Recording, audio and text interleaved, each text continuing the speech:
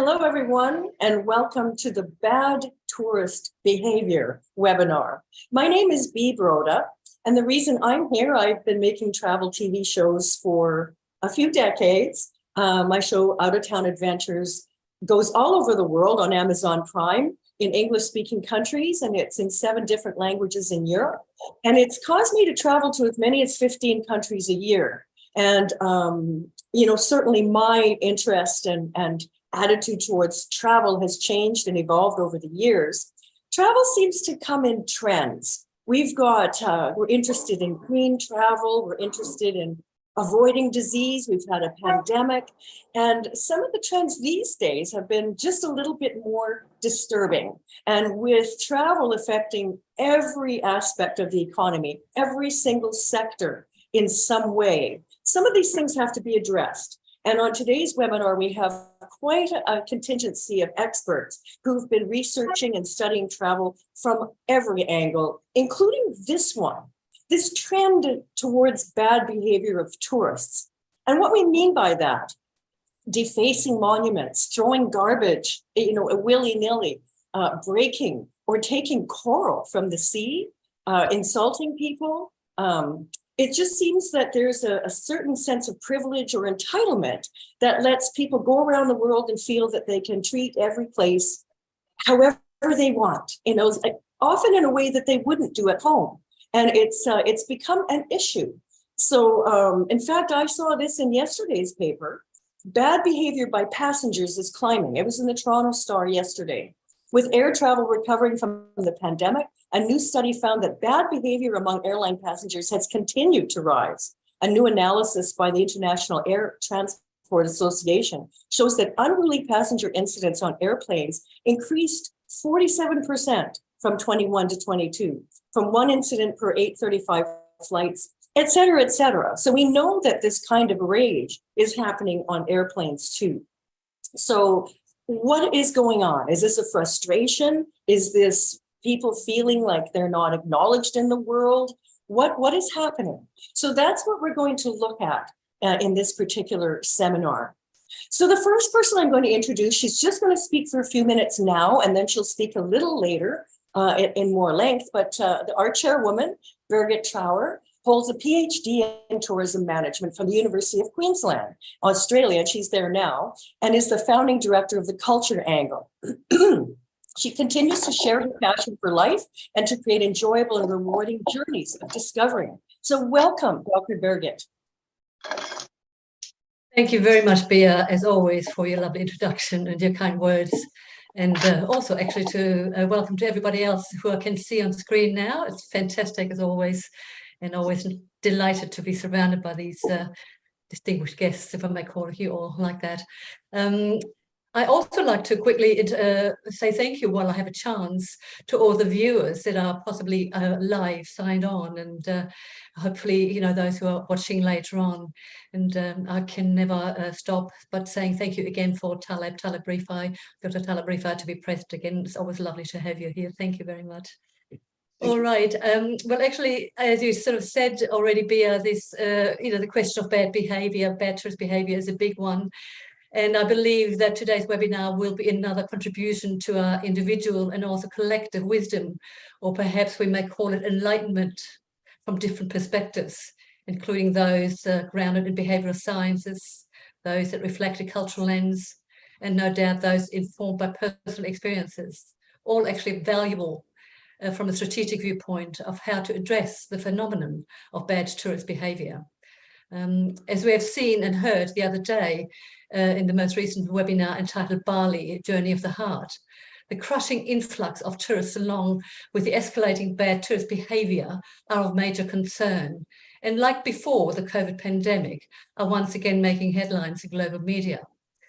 So bad tourist behavior, of course, is not a recent development, as we know. And it continues to actually have negative impacts of all kinds, resulting in various conflicts in travel destinations around the world. It is argued, as you possibly alluded to, Bea, just there, that we are living in a culture of entitlement, I always say, with tourists seduced by marketed fantasies of unlimited freedom and rights to indulge. However, what about responsibilities and accountabilities that demonstrate respect and mutual care for locals, for other travellers, and for places others call home? A big question in all this context. Along with that, we cannot forget the transit areas that you also mentioned, the airlines and the aircraft. What about behaviour while we're in transit at airports or airplanes, for example? How can we instill a sense of mutual care in all travellers, especially those who demonstrate bad tourist behaviour? That's a big question. Well, today's webinar is a timely avenue to share multiple perspectives of how to dare to care and connect, addressing the why, the how, the what, the who, the where, and the when, as they all relate to strategic approaches in dealing with this particular phenomenon called bad tourist behaviour. So thank you, everybody, to be present, and that's my introduction. Back to you, Bea. Thank you so much, Birgit. I think that we're going to hear a lot of incidents of egregious behavior as we go through the different speakers today, but hopefully we'll hear some solutions too. At this time, I'd like to welcome Dr. Taleb Rifai, who really needs no introduction, but I will say he's a Jordanian economist who was the Secretary General of the United Nations World Tourism Organization, UNWTO, that was based in Madrid, Spain. And until December 31st, 2017, he held the post since being unanimously elected in 2010. Welcome, Dr. Rifai. So good to have you here. Thank you, Bea. You're always so kind to me. Okay, now we're talking about bad behaviors of tourists. Tourists must know that they don't go there to impose their own culture. They are going there to learn from people. And they learn from people only by respecting their culture, by respecting their habits, by respecting their environment. Bali is a good example of that. The Hindu culture in Bali is threatened by the visitors, by the parties that these visitors do, by the behavior of these visitors. But the governor of Bali did something very, very important. He signed off that no tourists can come in unless he or she signs a document that says, I will respect all what is there. Because respect means learning, and learning is very important for peace. I see Arkash here. And you can't really have peace in the world without people interacting with each other. And they interact with each other only by learning from each other. So if you travel to a place, you travel there to learn, not to be the teacher, not to impose your values on the people that are there. So the best way of doing it is not to limit the number of visitors, but to try to regulate the quality of these visitors. And the quality of these visitors will be regulated by signing an agreement like the one in Bali now, that says that I will not do this, I will not do that. And be held responsible for that. Because otherwise, we can't leave it just open like this. You can't. Thank you so much. Thank you, Bea. Thank you, Dr. Rifai. I'm a member of SATW, the Society of American Travel Writers. I'm a past president, actually. And whenever we have a convention, we do have to sign off. Before we register, we have to sign off on a whole ethics agreement. And yes, ethics breaches are pursued, and that's probably one of the possible solutions. But our next speaker today likely has a lot of suggestions because she's been studying human behavior in travel for quite some while. So Dr. Milena Nikolova is a leading expert in applying insights about human behavior to solutions in sustainability and travel. Her passion is in exploring ways in which behavior smart tactics can enhance the positive impacts of travel for people, companies, and places. In the last year, she's been a frequent speaker at global and national tourism industry events on topics like this. So if she's been studying that long, it's not a new topic, but it certainly is hitting the news more regularly lately. Let's welcome Dr. Nikolova. Thank you so much. Thank you for the opportunity to be among so many distinguished minds and leaders, and also to contribute to a very interesting and, may I say, also thorny topic in our industry. I want to contribute by maybe proposing a more specific or a different focus on the issue. When we take a so-called behavior smart or human realistic approach to understanding an issue, we start with the why. Because unless we understand what are the real factors that contribute to the undesired behavior, we actually stand no chance of changing it. Maybe we can shoot in the dark, but the likelihood that we will actually address the problem in a sustainable and effective manner is very limited. And I usually, in order to avoid going into deep theory, I usually use an example from another sector, another industry, which I think is quite helpful. And that's the automotive industry. And one of the things that I think all of us can relate to is that over the years, with the advance of new technologies, design solutions, and so on, there's one thing that the car industry has consistently been increasing its attention on, and that's the incorporation of features that increase safety of driving. And that increase of safety happens because these features are in place to correct safety mistakes that we make behind the wheel. Driving is one of these behaviors that's extended over time, that many of us do very frequently, which means that it's susceptible to different mistakes that we make simply because we're human, not because we are less ethical or more ethical, because we have more or less experience. And the reason that I'm bringing this up is that I think that we should also consider something that behavioral scientists know, and that's that there are two large groups of factors that shape human behavior. One is a set of factors that relates to the individual. These could be things such as an emotional state. You mentioned examples of frustrations. Maybe all of us also now these days talk about the fact that we lived in more stressed realities. The COVID crisis also increased concerns about mental well-being and stress overall. So, but in any case, a set of factors that relate to the individual. But the second factor relates to the context. And what we know from behavioral science is that the immediate context can really shape behavior to a large extent. So one and the same person with the same value system, with the same knowledge, with the previous history and whatever, can end up making very different decisions depending on who they're with, what they feel the environment tolerates or doesn't tolerate, what is made easy and even default for them, and what they know might be rewarded or punished by the environment.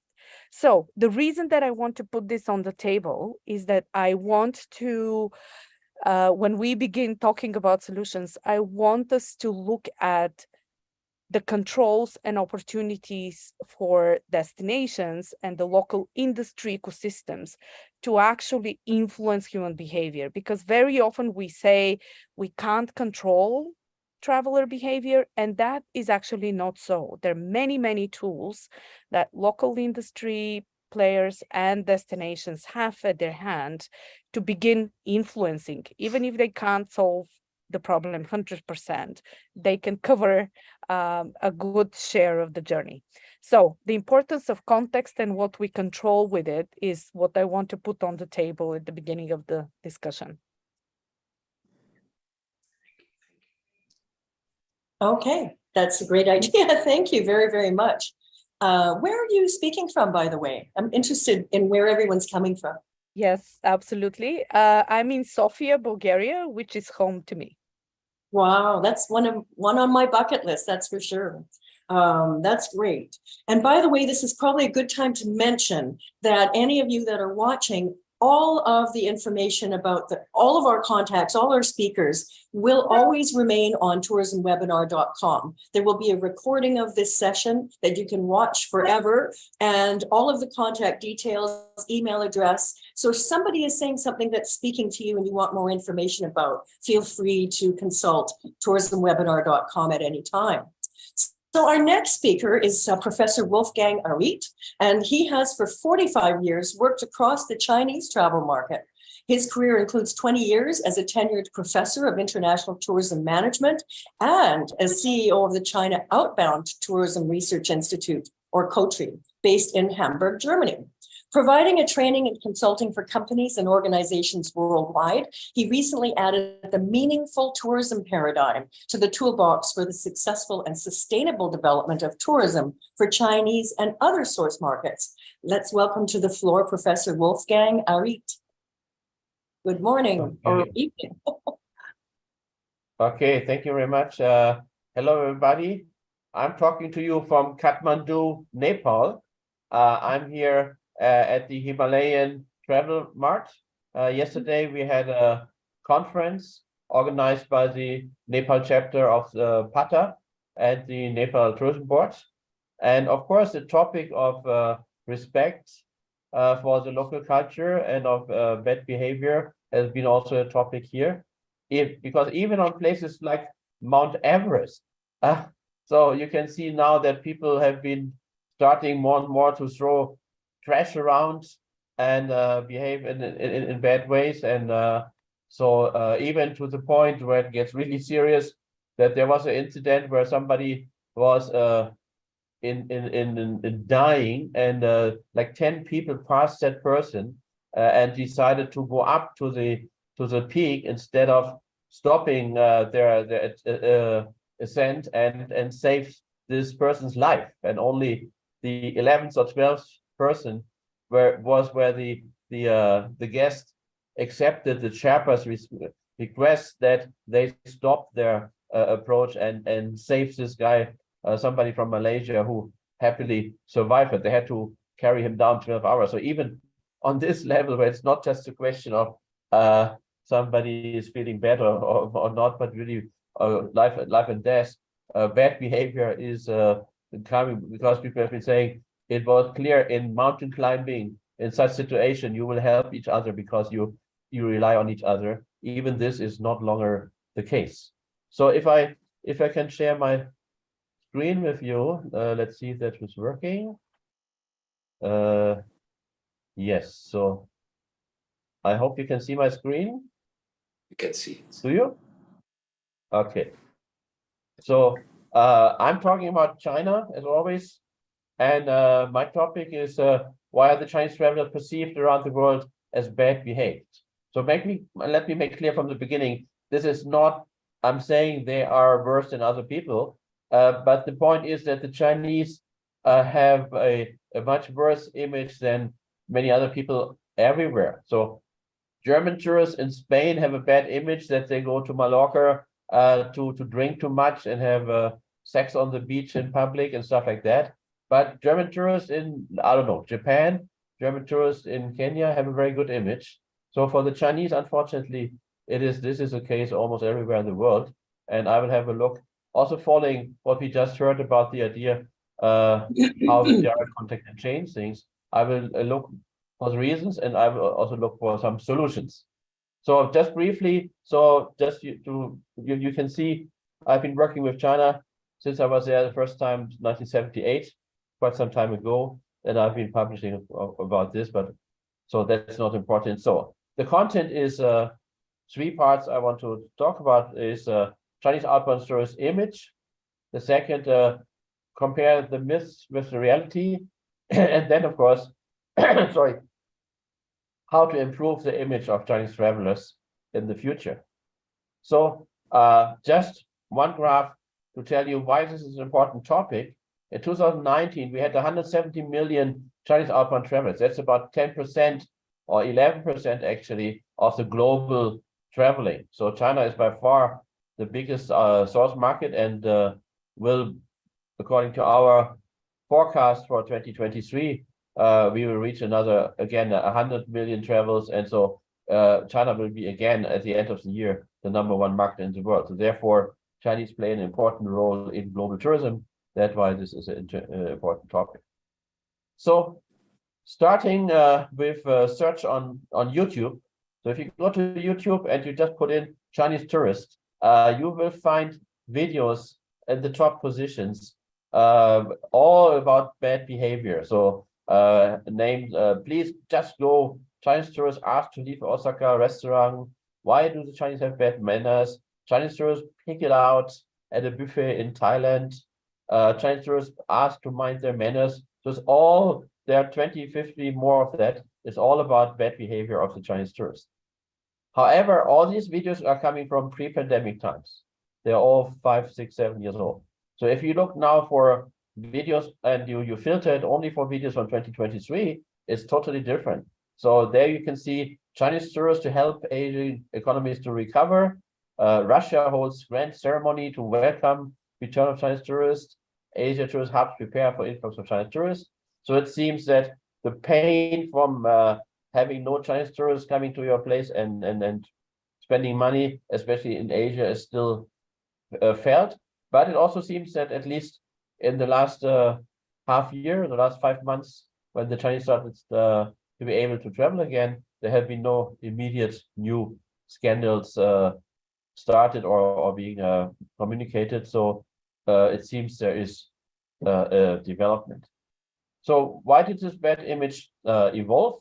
So one point is Chinese tourists started rather late in international travel. So it's only in the last decades, the 2010s, that the Chinese were everywhere. So they were less experienced than other people at that time. Chinese are easily identified, and especially all this bad behavior was always connected to package tour groups, not to individual travelers. And most of these were participants were people coming from the smaller cities in China and having less travel experience.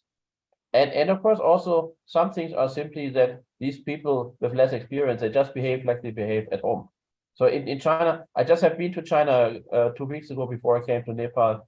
In China, it's still, of course, very normal that somebody standing next to you at the airport is shouting loudly to somebody from his group across the room, and then your ears are tinging. This is what you do in China. Everybody's doing it. Nobody is complaining about it. So, and if you have not got the experience that in other countries you don't do that, you just do as you do at home. And of course, if you talk to people traveling in China, you will see that if you know somebody there, and this is reflecting what we just heard from Sofia, that if Chinese people know somebody, even casually, they are very friendly and very helpful, more than in maybe in Europe. But if you don't know somebody, you don't care. So if you're fighting for a taxi or something, so you will be more rude than you would be, let's say, in Europe. So the difference between how you behave towards people you know, we have some kind of relation to, and to people who you don't know, is clearly in the Chinese culture really pronounced. Then we had in the past the problem of language, so that simply many Chinese could not speak English or other languages, so there were misunderstandings coming from this. This is disappearing now, because now we have all these wonderful apps where you can speak or type in Chinese, and then the machine is automatically speaking whatever you want, Nepali or English or Tagalog, so people can communicate. And of course, the bad image comes from the fact that the positive behavior, mostly individual travelers, has not been recognized that these people are Chinese, so they blend better into the local environment. But then these people will not be seen as good examples, because people will not even know they're Chinese. Maybe they think they're Singaporeans or from Hong Kong or something.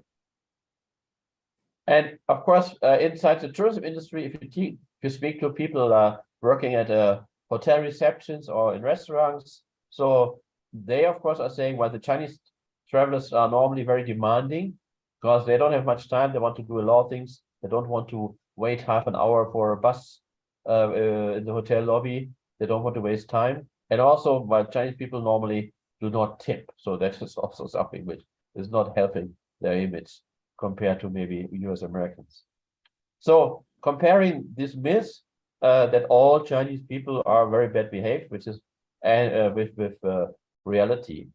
So clearly, so this we had in 2019 the over-tourism discussion, and for instance in Barcelona, people were saying, "Oh, it's the Chinese fault that there's over-tourism when the Chinese only make 1% or 2% of the visitors to Barcelona." But they are new, they are added, and they are so visible. And of course, if you read Chinese social media, clearly the majority of Chinese travelers is feeling very bad that there are a few people are spoiling their image and that they are suffering from the bad behavior of a few people. And for instance, some years ago, the Chinese government stopped group travel to South Korea because the installment of this rocket system, THAAD.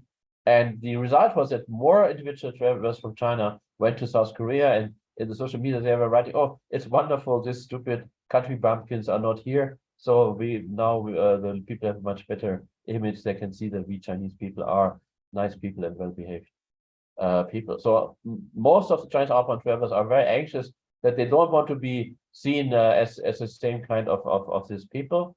And of course, also you can see that many Chinese tourists, they think whatever you do to them, if you're friendly to them or not friendly to them, is because they are Chinese. But in many cases, from our research, it became clear that very often the people don't even know if this is a Chinese or a Korean or a Japanese or a Singaporean. So that is also this idea, you do things to me because of my nationality.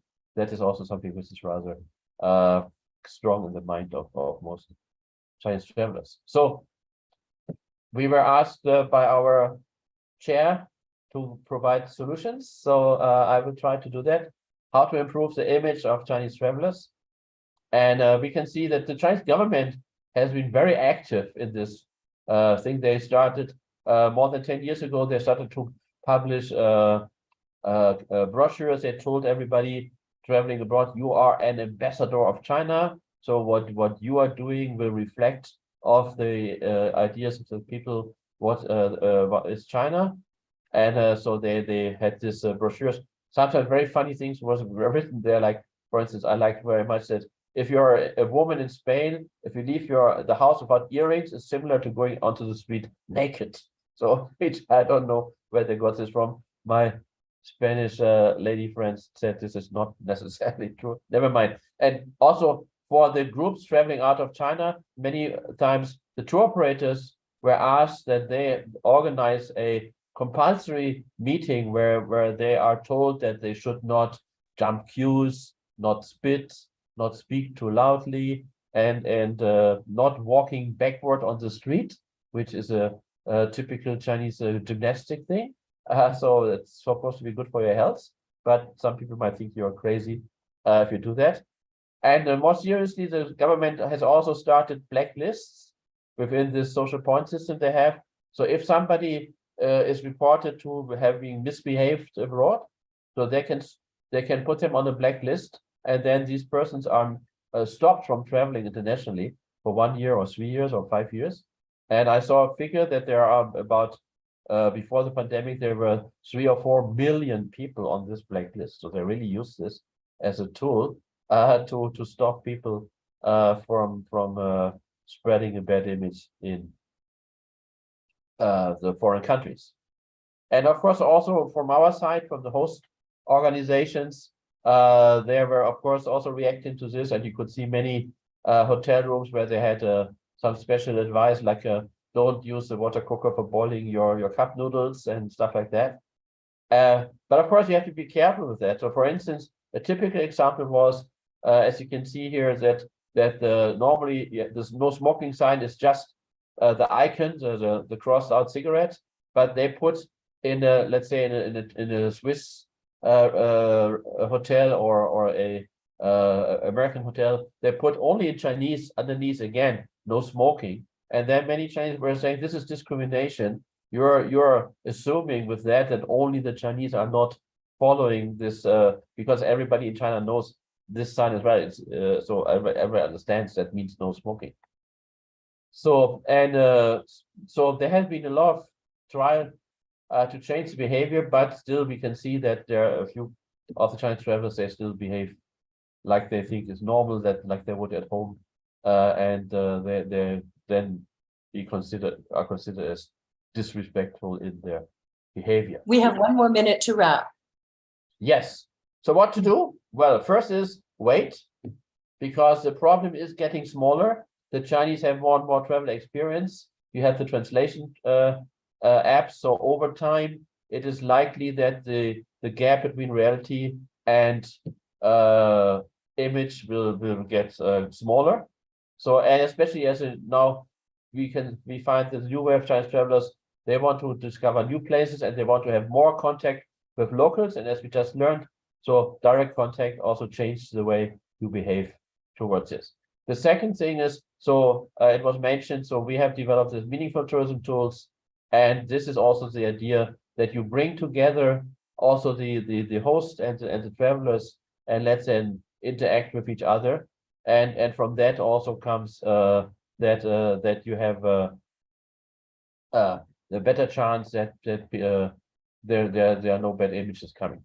So just let me mention, we published the first Meaningful Tourism Index for 88 countries, and this is free of charge. You can download this with this address here on meaningful-tourism.com. This is this publication. It's free for everybody. Please feel free to download it. And if and as we were told, you can see this later on in the recording where it is. So this is a way. And so final sentence. So if you achieve that the Chinese visitors are not one mass, the Chinese travelers, but this is Mr. Li, he's a football fan. You can talk about football. And this is Mrs. Wu. She started a new company. She's an interesting person to talk about startup companies. Then these become individual persons, and then you will stop see them as one group, and also they will be more likely to behave in a respectful way and have see themselves as part of the in-group and not a part of the out-group.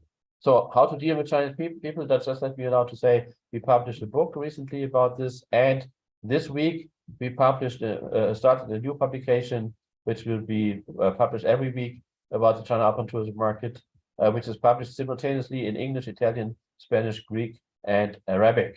So please feel free to have a look. That is also a tool we hope to help to get a better understanding of the Chinese behavior and less bad behavior from the Chinese. That's from me.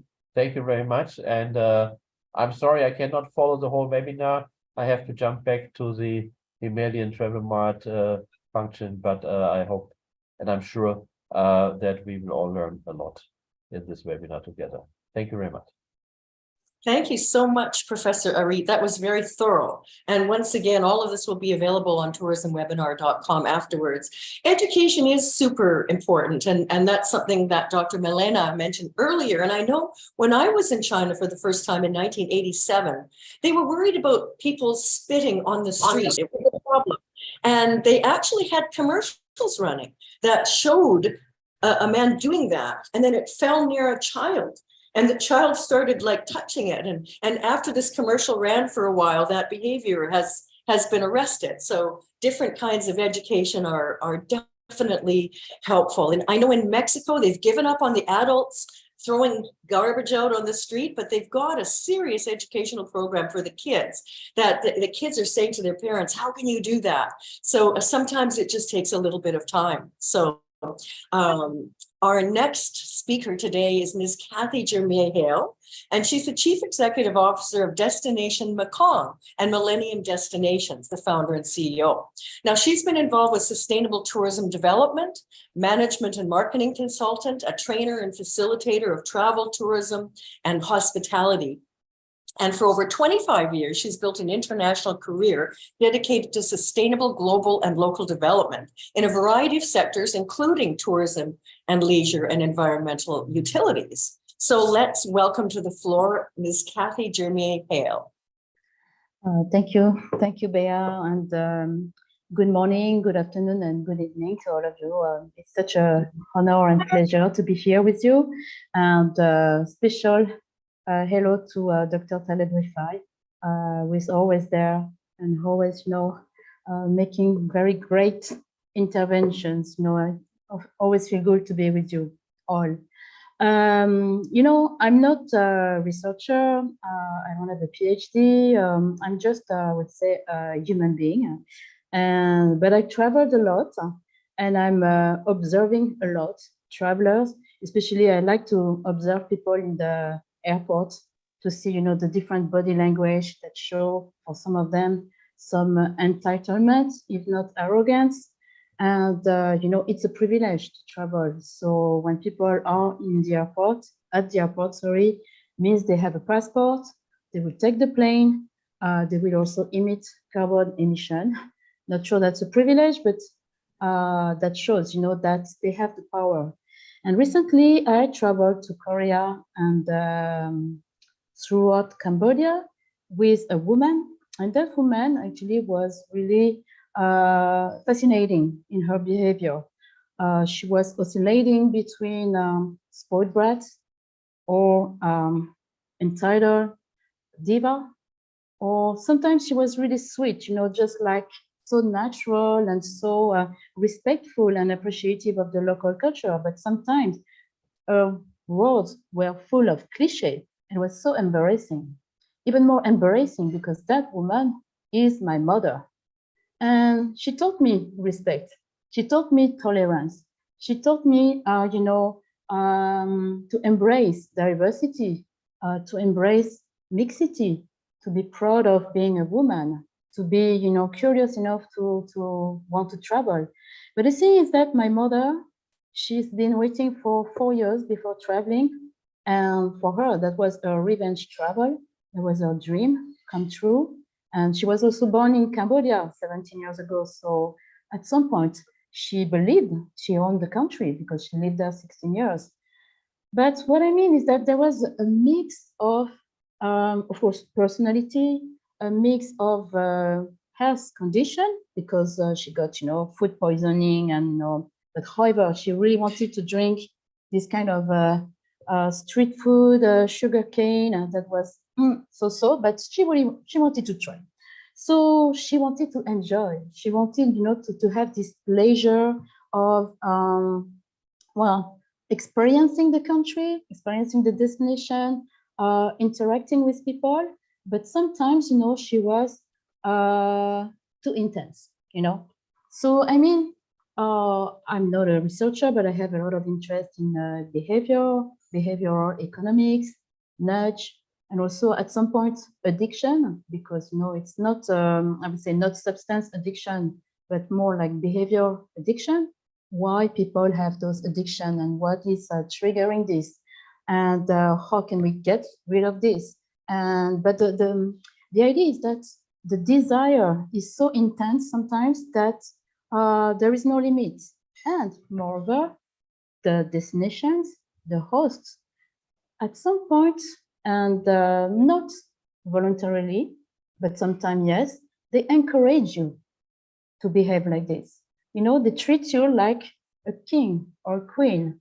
They make you feel that if you have the money, everything is allowed. And this power brought by money is dangerous, because sometimes we have these people called nouveau riche. They are not really educated, or they are not, let's say, elegant in their behavior. They are arrogant. They are, despising people. They really believe that they own the planet. And of course, they have the same rights as anybody to travel. So yes, talking about solution, I think we should promote positive solution, reward people who are really behaving in a great way, make them ambassadors, highlight their behavior. Sometimes, I'm traveling. I travel also with a delightful Chinese woman. She was sitting close to me in the airplane. And she was just fantastic. We talked a lot about culture, about behavior, how Chinese people suffered during COVID, how they didn't even want to come back, to travel because they were scared of being sick, and they were scared of, of the pressure of their peers, because if you travel, maybe you are a theater, you should stay home, you know, you shouldn't travel and spread the COVID or get COVID from outside. So I think, yeah, when we talk about nudge and behavioral economic, there is also the peer pressure, the social pressure, the pressure of the group sometimes. And I'm also guilty of it because I traveled a lot when I was young and I was not especially a model of a good behavior. I wouldn't say good tourist, bad tourist, but more like good behavior. I was just young, you know, I just wanted to enjoy. And there was this group, you know, completely excited by the travel, poor. So they were constantly bargaining. And so what I mean is that, yes, there is money, there is education, there is the background, there is also something that we, it's hard to control, you know, something that is triggering bad behavior, but that doesn't make you a bad person, but the context makes you allow yourself, you know, to behave in such a way that, okay, I'm not at home. Maybe nobody will remember me. I'm just, you know, I have this parenthesis. I escaped my country to enjoy, not, you know, to be lectured all the time about my behavior. And, you know, sometimes there were things that were tolerated before, they are not anymore. Smoking in the plane, smoking in a restaurant, or even being bare chest, talking about men, in the streets. Now we are shocked, or maybe because I'm getting older, but the thing is that things are changing. And recently, when I was studying, researching, thinking rather about what makes a destination irresistible, because I think it's all about being attractive and seducing people. The first answer that I found on board, because I was not only using my intuition, was be self-confident. And many destinations or hosts are not self-confident enough to tell their guests, don't do that. It's not appropriate. They just tolerate because, well, they don't want to lose customers, they don't want to lose guests, they don't want to feel like it's not an attractive destination because it's just like in the army or at school. That's why, for example, sometimes I tell people don't promote ecotourism from a conservation, protection, education, interpretation perspective, because it will be and remain a niche. You need to engage people. You need to make things fun, exciting. So maybe we could make being a good tourist or good behaved tourist something that is positive, fun, and yeah, make people models. You know, people will always want to impress, influence other people through the Instagram and the social media. Why not impress others because you're a good person, because you respect the locals, because you interact with them, and rather than photoshopping all your pictures, show the reality, show the connection. Because at the end of the day, again, I think I already mentioned that in another presentation. So what are some of the examples the best of bad treatment behavior? for addiction Sorry. is connection.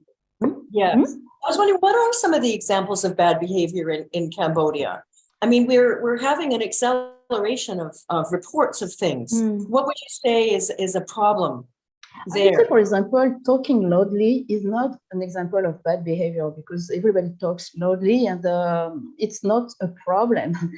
I would say being rude and being, I would say, the behavior of men to women, let's be straightforward, it is the bad behavior. And at some point, the Korean travelers, they also had this bad image of not respecting people as human beings, but just like commodities, exploiting them, treating them like they were slaves. And the other day I was shocked in Siem Reap that there was, sorry, I need to name the nationalities, but there was an Indian group that was really mean, not even rude to the staff.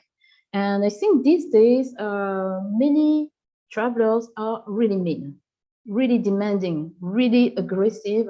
And first, you know, the staff, we don't have a lot of staff because many people lost their job.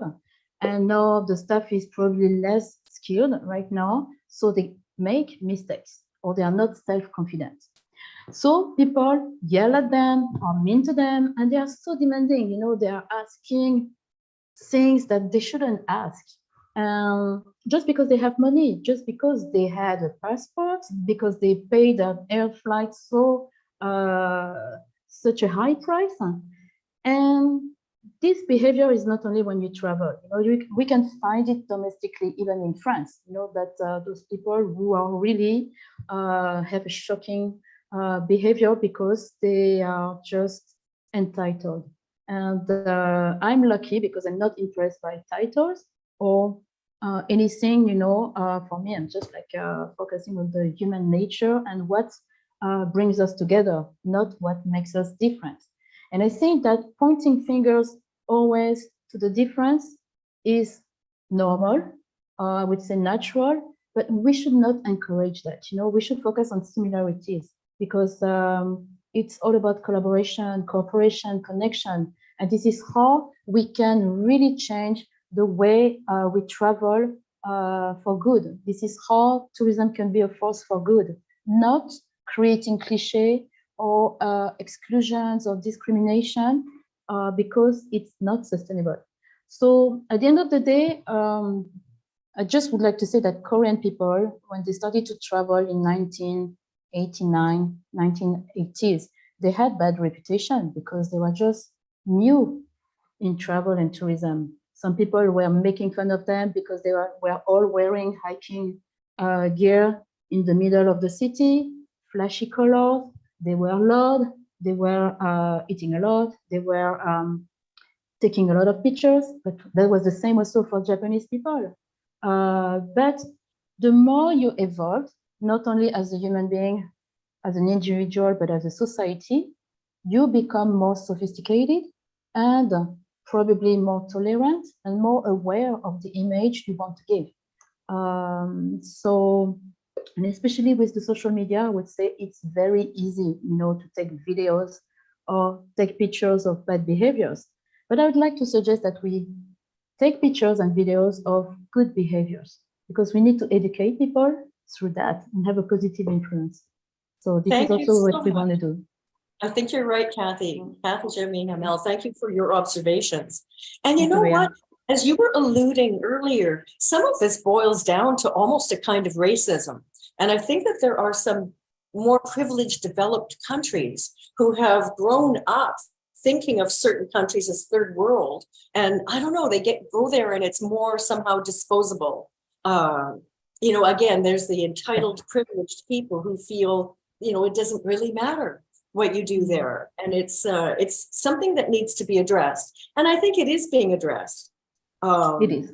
Another thing, like what you mentioned about photography, again, in SCTW, we have seminars on the ethics of photography and what you can and cannot do. And you can't just like step into somebody's face and take their picture or interrupt a service or something like that and take all the pictures you want. So it's just a little bit of an education, it seems to take to make those things happen and change, which is great. So thank you for your words. Our next guest is going to have a lot of good stories. Ajay Prakash has been the president of TAFI, which is the Travel Agents Federation of India. And also, he is also an incoming president of IIPT, the Peace Through Tourism. And he's the chief executive of Nomad Travels. But when you are at the top of so many travel agents, you must hear absolutely everything. So let's now give the floor over to Ajay Prakash. Thank you, Bea. Hello, everybody. Yes, I mean, this is an interesting field to be in travel because every day is new. Tourists bring new stories, bring new ideas, discover new destinations that people didn't know existed. So this is an exciting business to be in. And, you know, at TAFI, we've got a combination of inbound and outbound, both kinds of travel agents. Of course, we became the most populous country in the world a few weeks ago. And therefore, the Indians traveling out, you know, far outnumber the inbound numbers. But we will talk about both the inbound tourists into India as well as the ever-increasing number of outbound tourists from India. At last count, we had about 30 million people who were traveling out of the country, which is a significant number. Now, when we talk about tourist behavior and the so-called bad behavior, there's two ways of looking at it. One is that it's simply culturally inappropriate, which could stem from ignorance. And then there's the other kind, which actually comes from arrogance or from a sense of entitlement, be as you said. Because when people are traveling, there are a number of reasons why people travel, but primarily it's to see a different place, experience a different thing. And part of that is having left home behind. So some of the things that you wouldn't do at home, you might be tempted to do because you're overseas. The Indian tourist, until some time back, had a bad name. Like the Chinese, not quite as bad, but had a bad name. Because A, they were inexperienced. I'm talking about 20 years ago, 15 years ago. They were inexperienced, they were traveling out for the first time. Indians often also travel, as families. So you'd have maybe 2, sometimes even 3 generations traveling together. Now that has its own dynamics because the older people are much more set in their ways. So they would talk loudly. They would occasionally not understand what was being said. They would ignore some of the signs which people living there would take for granted. So that part is ignorance and not being aware of, local cultures, etc.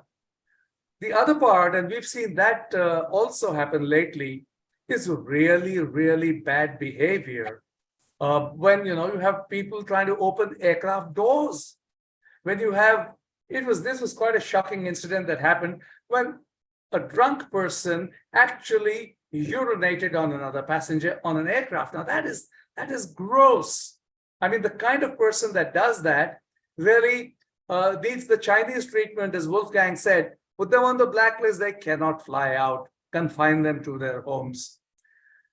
But in between this, there's a whole lot that can be done, because people, when they're traveling out, they are open to new ideas. It's part of the industry's job to also sensitize them. So we, who are travel agents or tour operators, also need to work on this. Because if you believe that when you're sending people out, you're sending out somebody who represents your country, then you would be a little more thoughtful, a little more mindful in how you approach this. People who handle group tours, for example, there's a prime opportunity there for them to do a sensitization process. And it cannot work so much when you're traveling, when you're dealing with individual travelers, but for groups, definitely. And a large number of Indians do travel out in groups. Similarly, we have Goa. Now, Goa is a hot spot for tourism, has been a hot spot for tourism for years. But what happened in Goa was that there were cheap charter flights that were introduced from Europe. And so you paid £500 and you came in for a week, airfare included, bed and breakfast. Unfortunately, that kind of tourist is totally insensitive. So you would see them go out bare-chested, go out drinking on the streets, throwing the bottle on the streets. And, you drink bottled water, but you throw it into the sea. Well, next morning, the tide washes all that garbage back to you. So there again, it's a question of not necessarily controlling the numbers, but at least making sure that they're aware of the do's and don'ts. COVID changed a few things, It worked both ways. One is it made people more aware of the environment and of nature and how to value it. So in one direction, it made tourists a little more sensitive. On the other hand, because of this inability to travel out for 2 years, it made people more restless, more impatient, even more aggressive. So we've seen this shift happen not only in Indian tourists traveling out, but even in people coming into India. Now, there are certain things that, if you've been told you wouldn't do in India, well, you wouldn't. When you go into a temple, you shouldn't be going in, women going in wearing shorts. No, it's not going to happen. When you go into a temple, you go into somebody's home, well, normally people take their shoes off, even in homes. Now, this is something that needs sensitization. And therefore, I think it's very important that the industry stakeholders also become aware that we all need tourism to thrive.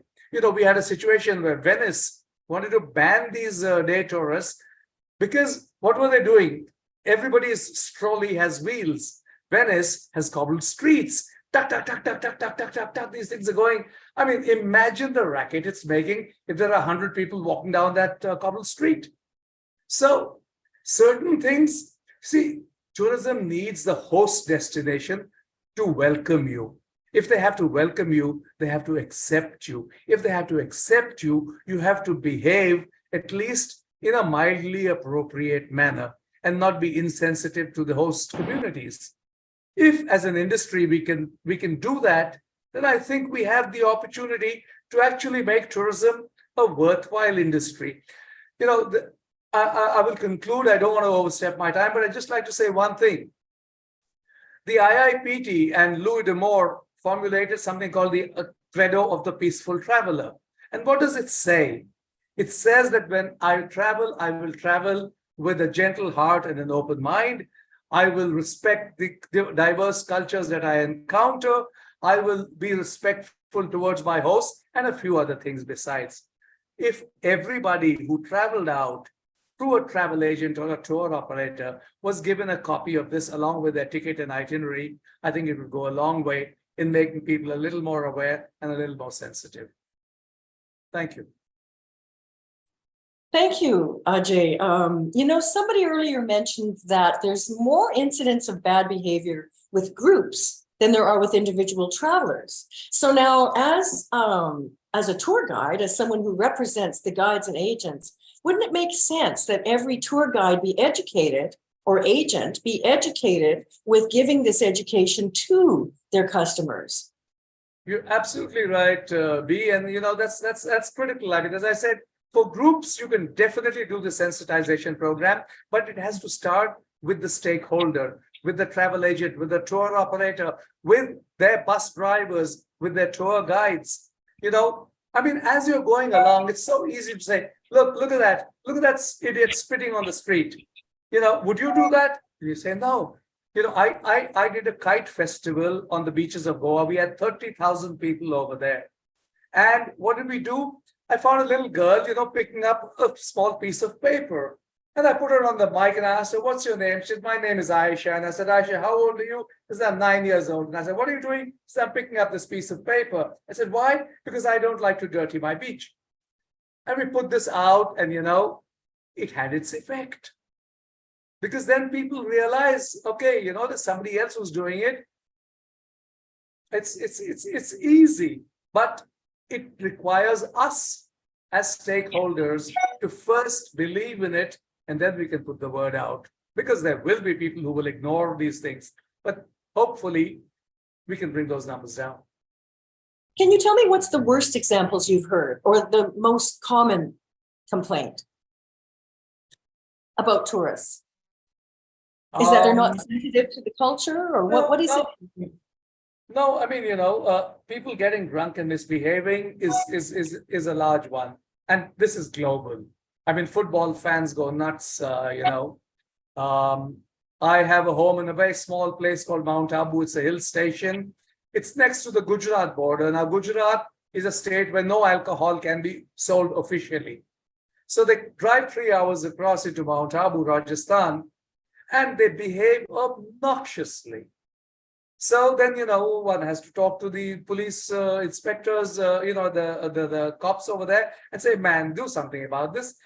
One doesn't mind them drinking, but then they shouldn't be shattering those glass bottles on the side of the road. So drunken behavior is one, and public urination, that's another one. That's Yikes. another one. Oh dear. Yeah. I don't know how you So- educate people about that, because that's a strange one. No. At this big tourism meeting that was going on, they were talking about how to increase inbound tourism into India. And I said, you have a very simple solution. Just build more public toilets. I mean, you need to do that. People do need to relieve themselves. Give them the right space for it. I agree with that. And more trash bins around. That would probably help a lot. Oh yeah, absolutely. So the onus is on the industry, the government, and we can't only be faulting the tourists. Yes, we do need to reprimand them.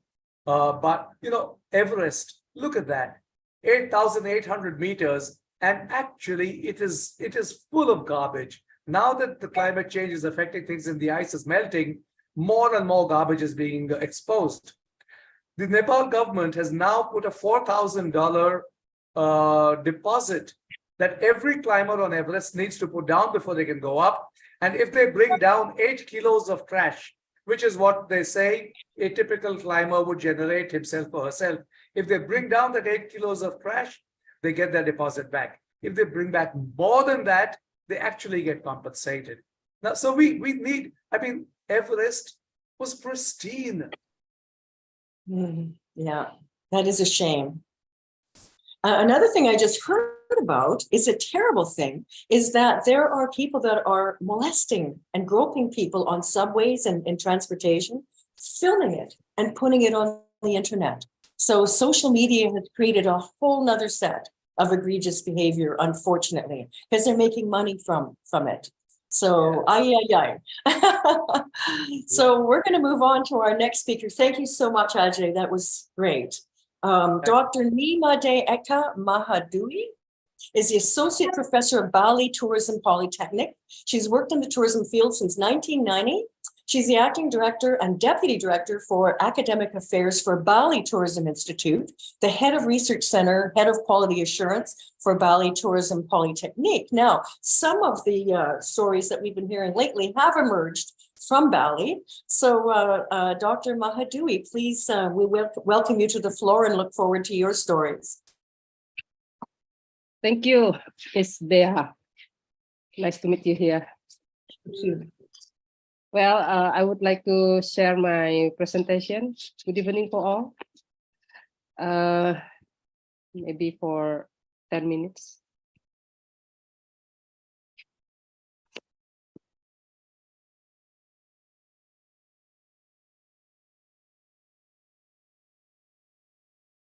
We are able to see your presentation. Thank you. Well, there are 14 slides, but I will present very quick because I'm sure that all of you already visit Bali before, and then maybe will be as a repeated guest come to Bali again. Our topic now about bad tourists, but I don't like to use bad tourists. I prefer to use misbehavior tourists or tourist misbehavior, or we call it as a tourist deviant behavior. Sometimes people or we are called as uncivil tourists, rude tourists, and bad tourists. Our topic about Bali, we take note as a study case Bali from perspective tourism planning, especially Balinese planning say philosophy, and then from perspective of tourism event. This is the popular attraction in Bali, Gate of Heaven in Bali. Have you visited this temple? I hope let's visit. You will come to Bali and then go to Karangasem in the east part of Bali, and you will find the Gate of Heaven. Okay, sorry. Well, our topic about study case Bali tourism. Bali from international tourists only have a 4.5 million in 2023, and then most of them are from Russia, and then the others from Australia and India. And now in 2023, Bali stood as the second most popular global destination surpassing London in the third and Paris in the fifth place. So that's why maybe Bali very important as a study case for tourism. Well, the point of our presentation about the tourist misbehavior from perspective social culture, from planning philosophy of Bali and tourism event, and we talk about do and don't for visitor tourists in Bali. And then next our discussion. There are a lot of update news about Bali tourism in 2023 regarding the rude tourists, bad behavior tourists, and also uncivilian tourists. Many media in 2023 looking for the, I don't want to mention where are they from, but some of them already viral as a bad tourist, a bad behavior tourist. An academic side from the article and journal, sorry, a lot of article and journal already wrote on misbehavior tourists. There are a lot of the article here as our references. Then next, now we go to the study case of Bali from perspective planning approach, misbehavior tourists in Bali. We divide it into two types: tangible hard factor and intangible. Bali is very popular from perspective destination as a mass tourism destination. Many people or many tourists come to Bali, and then we are in Bali very enjoy, and we are love to become more tourists to Bali. But this is the from perspective of tourism planning, this is the problem of the Bali destination. And then this carrying capacity, our concern to develop Bali as tourism destination. The other side, we also have over tourism. What are the problem of too many tourists to Bali? We have also problem in over tourism, and the most popular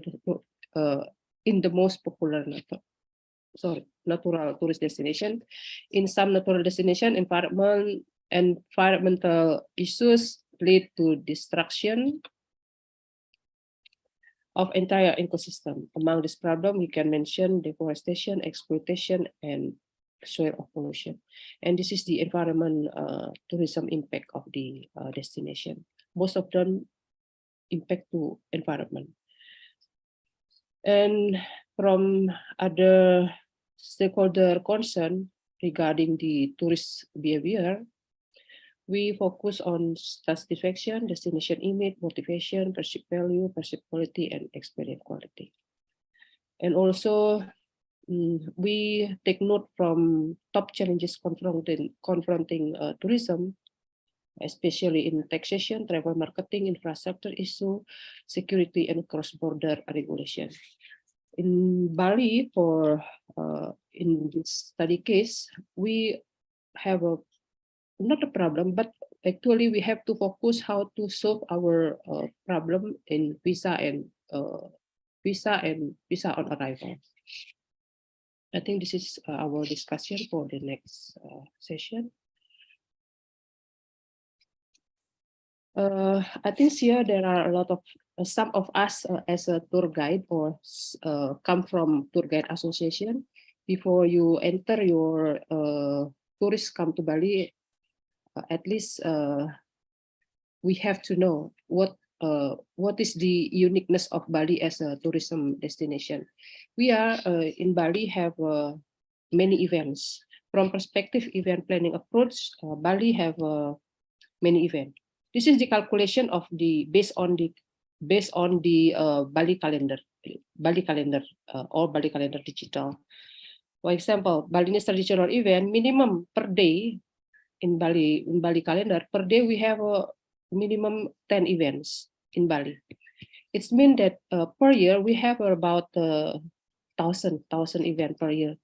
In not this event not included specific holy event of Hindu, and then not included the national event, and it's mean that total regular events in Bali more than 5,000 events in Bali per year. So that's why people in Bali, most of us always using Balinese dress, because every day is a holiday in Bali. So we call it Bali. Bali means banyak libur in Indonesia, means a lot of holiday. So that's why also visitor or tourists who come to Bali use a Balinese dress. We hope that people or tourists who come to Bali use a Balinese dress. In Bali, sorry, a 1 minute wrap up.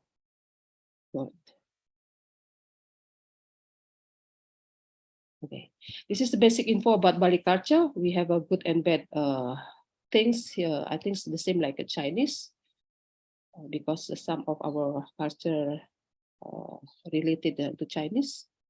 And then from the basic info about Bali culture, we have a concept Trihita Karana, Trimandala, and Sangha Mandala. And then this is about do and don't for tourists in Bali, requiring international tourists. We inform that our new from Bali government circular letter, this is the new ones of the regulation of Bali province, glorify the sanctified of the temples and so on. And then this is about the activity of us in Bali and during the circular letter of governor. And then this is also do and don't for tourists in Bali, prohibited international tourists. There are some rule for tourists who come to Bali, and then they can't climb sacred trees and so on. Then this is the, maybe this is the short video I would like to show you about the tourist spray in Bali. They use a traditional wearing of us.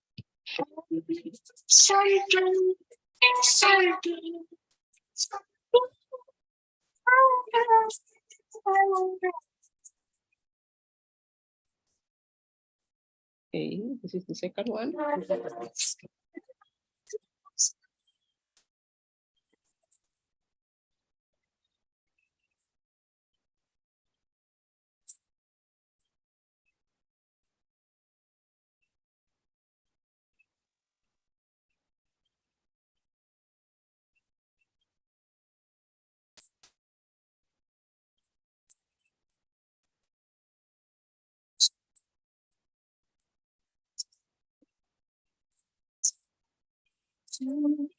It's unfortunate we don't hear it, but it looks beautiful. And I've done that purification of holy water ceremony myself, and it was beautiful.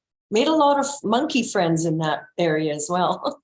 Uluwatu Temple, very popular in Bali. Biggest tourists to come to Bali visit this destination. This is the favorite destination in Bali. Unfortunately, we're not hearing this. I think we need to wrap up at the moment, but thank you so much for bringing these videos and this information. I'm very sad to hear that this problem is ongoing in Bali. I know from where I live, it's a very exotic and expensive destination. And a lot of people go because they want to be respectful.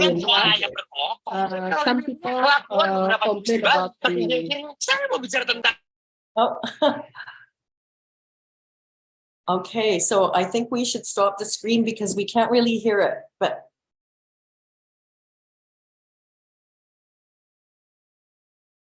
it looks like you're doing a lot of work to change some of the behavior of the tourists, which is great. There were a lot of rules there, and I wonder just how they are distributed. Because it sounds it would solve a lot of problems if people read through all those rules. So I think that's all my presentation. okay. And then this is the 5 point for our discussion. Thank you very much. Thank you. Thank you very much. And I just wanted to say too, again, that your presentation and information about your contacts will be available on tourismwebinar.com at any time. So thank you. And once again, I'm very sad to hear that this is going on in Bali because it's just such a lovely place. Our next speaker is Mr. Matteo Bierschneider, and he's a social entrepreneur who co-founded Wise Steps Group with the aspiration to create an integrated approach towards responsible tourism and development in Indonesia. So after his studies in responsible tourism management, he worked in a local foundation in Bali, as well as for a large DMC in Asia. Currently, he works as a sustainable tourism consultant for governments, businesses, and international organizations in Indonesia and Asia, and he'll be addressing aspects in that part of the world. Let's welcome to the floor, Mr. Matteo Bierschneider. Welcome. I think you might have to unmute yourself.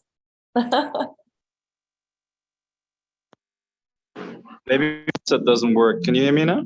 Yes, we can. Thank you. Okay, then I had a headset issue. I'm sorry about that. Thanks, Bea, for the introduction, and thanks for having me. I appreciate to be part of this panel of this very, very important issue to discuss. And I've been living in Indonesia for the past 10 years, and thank you, Bu Eka, also for showcasing these issues. And we talk about a lot of behavior in Bali, and I think the professor mentioned it as well. We have examples across the world where different kind of travelers are coming to different kind of destinations and behave completely differently. Milena put it in a great context as well, that we have the context, and we have the individual person that comes with a fixed set of education or behavioral rules that come from their personal education, from their home. And on the personal note, on the individual level, I do think that we have gone through a disconnecting process in a way. I mean, a lot of people still haven't been able to travel in one side, so they haven't been able to experience other cultures, and that's sort of like the unwanted ignorance, I would say, because they just haven't had the chance to experience other cultures, to learn from them. But the other side is also just to take holiday from your principles, and not really as Ajay said before as well, like not really tend to adhere to them when you're on holiday, and behave differently, like wasting more, like disrespecting your environment. And I want to stress just one point, because I think we need to be solution oriented, and I also think it's not leading anywhere to point fingers. We had a lot of incidents in Indonesia from domestic and international tourists where that was involving stealing furniture from hotels, like lamps, like any kind of not only just the disposables in the bathroom, but literally like furniture, wrapping them into their suitcases. Or we had extreme littering in mountains that are closed right now due to the littering, famous destinations for domestic travelers. And we had the closure of mountains now, unforeseenly for the next time in Bali, especially for the reason because of the disrespectful behavior.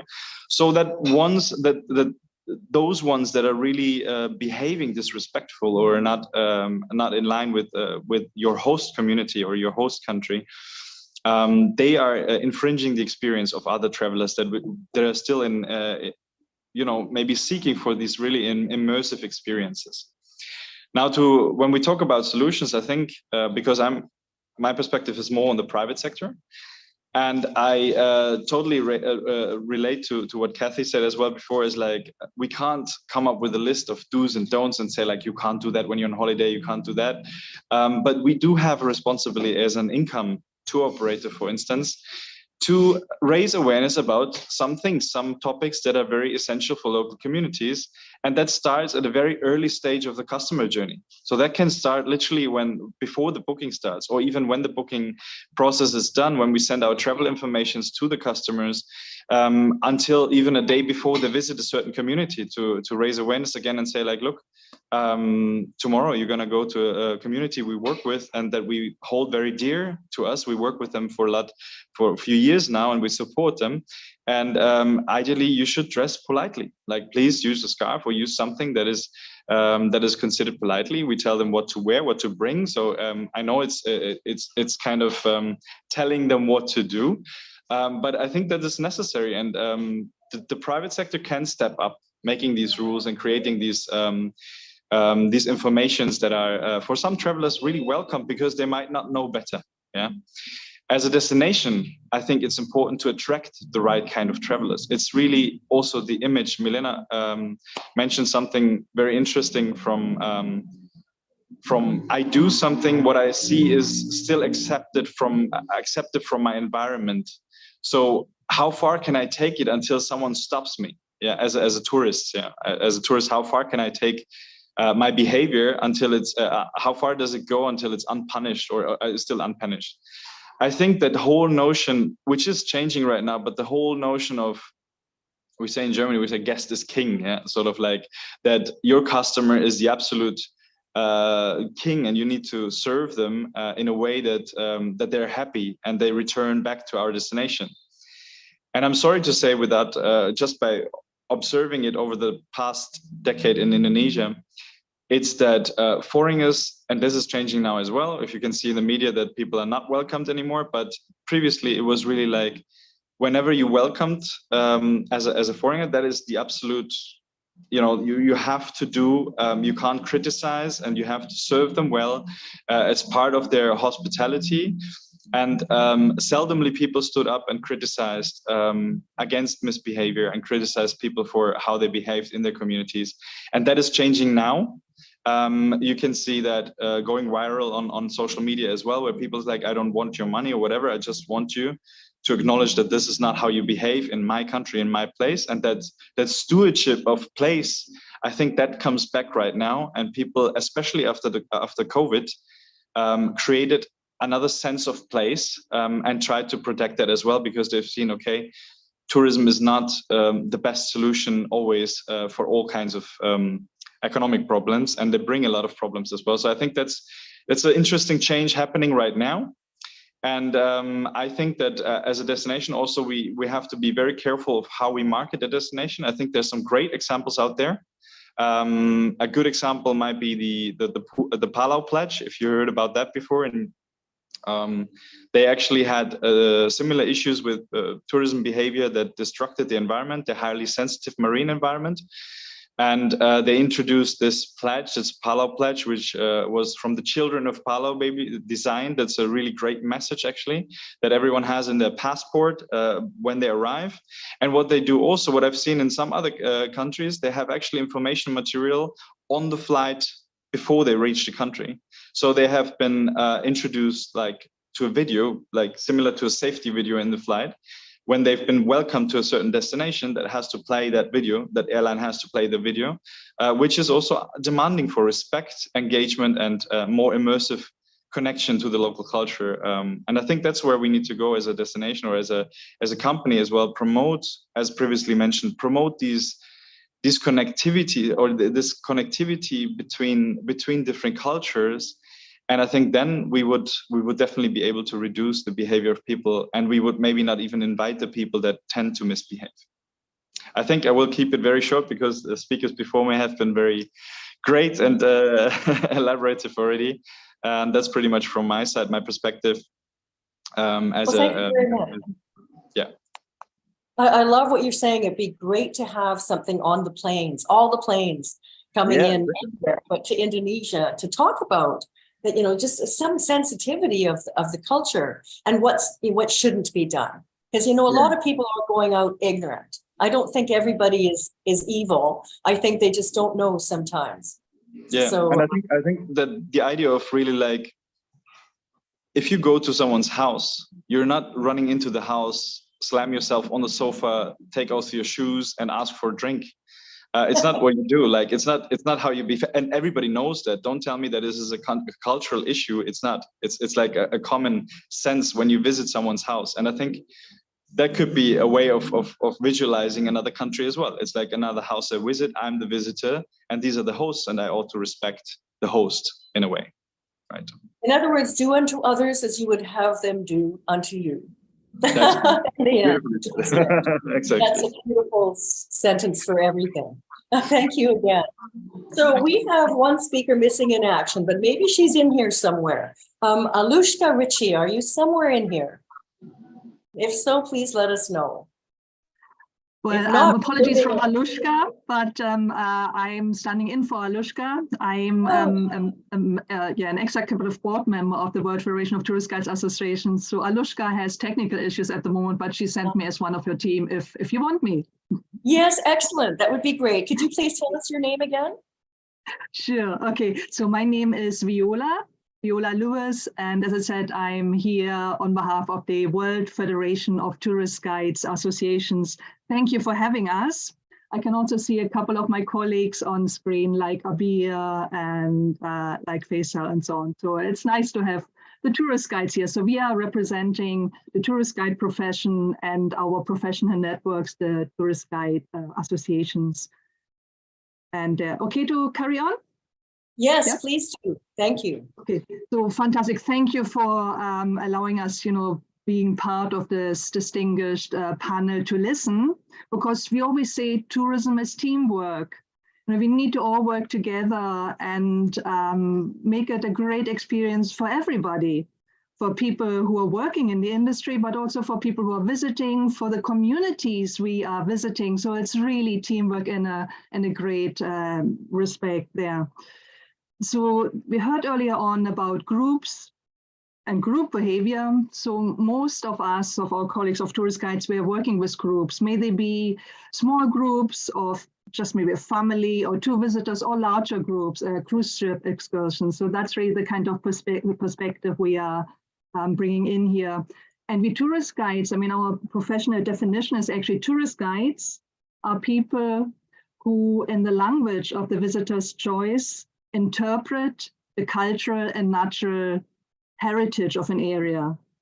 So, and that is our area. We always have an area-specific qualification. So we are actually, as so many of you already said, we are inviting out the visitors and the guests and the responsible travelers. We are inviting them into our communities. We are opening our doors and homes. So we have this wonderful, I think, interest of making it work. We do believe in tourism, and we also believe in tourism being a force for good. Tourism can help the local communities. We are working in tourism, we are living in tourism, but there are certain understandings and certain rules that have to be obeyed.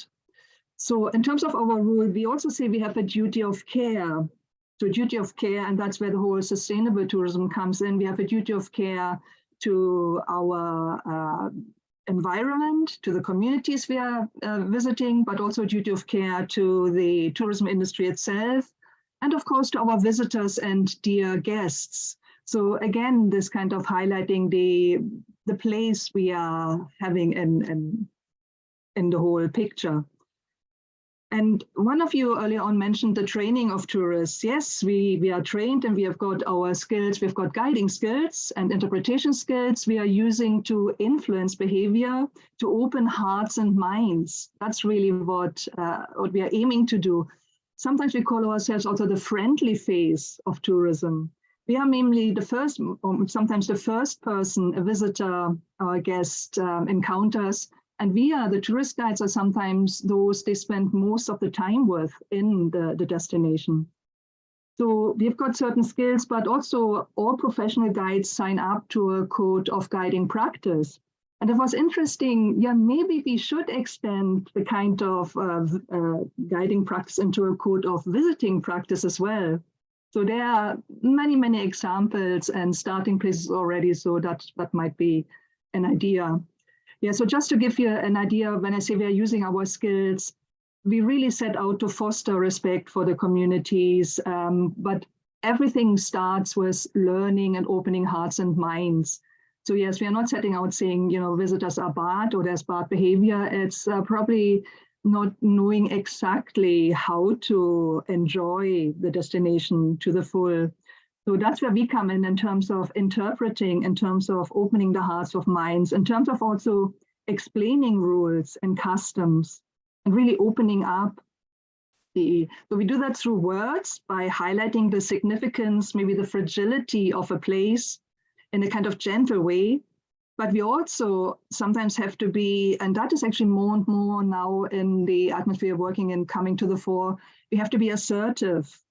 And in one of the other webinars I recently attended, they talked about tourist guides now have to have more backbone. Okay, we are the friendly face, but we also have the backbone, and we need to use our guiding skills, our group management skills more assertively in terms of enabling, managing, but also restricting access. So we are not going into the middle of an archaeological site. We are not lying down into a Bronze Age tomb. I mean, this is just something that, that cannot be done. Even so, it might be a unstaffed site where there's no police person to restrict this access. Then we as tourist guides, and still the importance and the fragility and the uniqueness of this place, so that this kind of behavior just doesn't occur, just doesn't spring to mind. Yeah, again, just keeping it very, very short. So we do see ourselves, we can be facilitators of good tourist behavior. And we can turn tourists into responsible travelers with all the tools the industry gives us and the destination give us, with all the knowledge you scientists, psychologists, researchers give us as well to use our skills and form our skills and do it. So yes, we see ourselves as instilling an understanding, inciting respect in the destination. We are custodians of the sites people are visiting, and we are ambassadors of the regions and cities. They are our home in the end. And people we are visiting are our neighbors, and we still see them, when the visitors have left the next day. So I hope you can also hear we are very, very passionate about our visitors, about our communities, and about tourism in general. So the solution, I think we tourist guides see as it's teamwork. Let's work together. And thank you again for bringing this topic to the attention of everybody. And we might be just a small cog in the whole wheel, but we are there. We have open ears and eyes, and we would like to be part of the conversation and also part of the solution. Thank you very much. Viola Lewis and Alushka Ritchie, thank you so much. And I can tell you, I've been doing travel TV shows since 1987, and those that have influenced and enabled me the most have been the tour guides. I don't know what I would do without tour guides. You are the ambassadors. And more than books I've read, more than research I do, it's the tour guides that have really underscored just about everything that's on my show. It's the personality of the country. So it's an extremely important role. You are the front people for everybody that comes to your destination. So thank you very much. Thanks for those words. We have two more speakers. So we're going to get right on with Ms. Abir Abu Sulaima.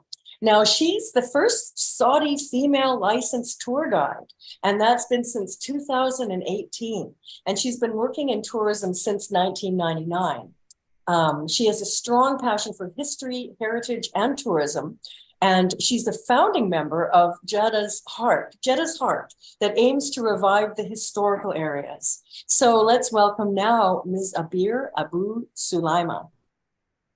Assalamu alaikum. Hello, this is Abir from Jeddah in Saudi Arabia. In Jeddah, we have a beautiful UNESCO heritage, Al-Balad. It's the old town since 2014, but it's also listed as one of the places in the book 1000 places you have to visit before you die. So it is on the list of many, many tourists. Since my country has opened recently for the tourism, many people are coming, and although the country has opened recently, but we are receiving millions of tourists, and this is part of the vision of the country 2030.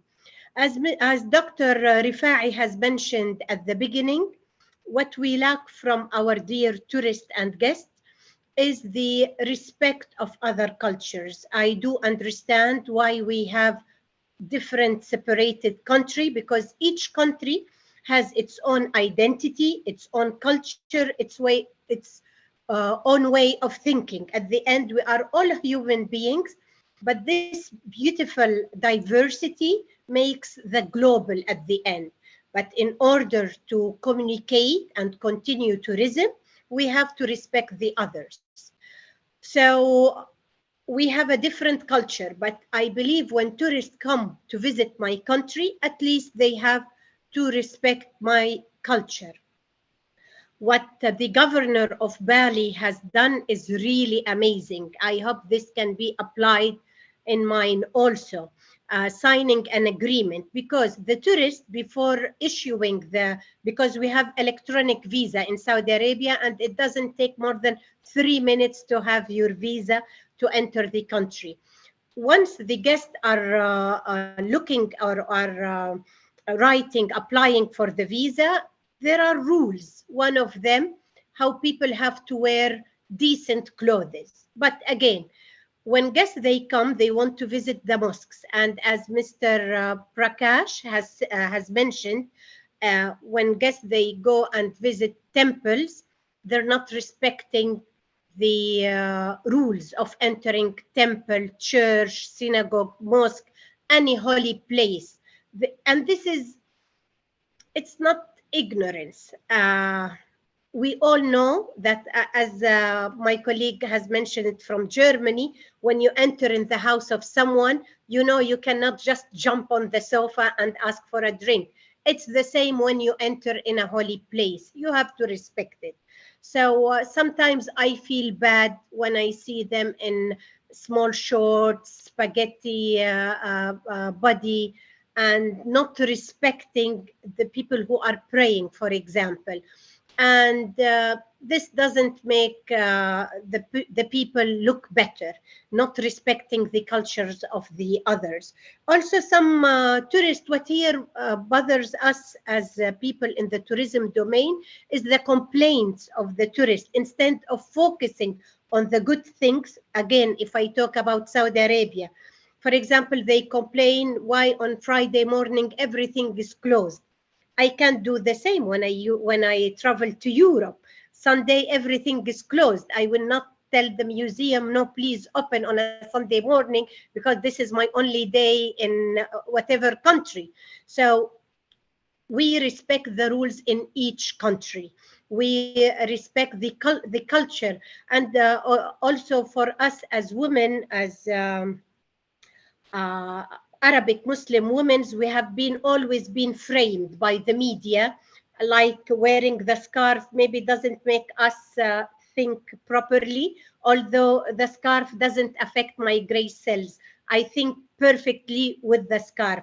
So people, they look at the others in they have a superior way. Maybe other countries are better in industry, in other domains, but it doesn't make us less cultivated people.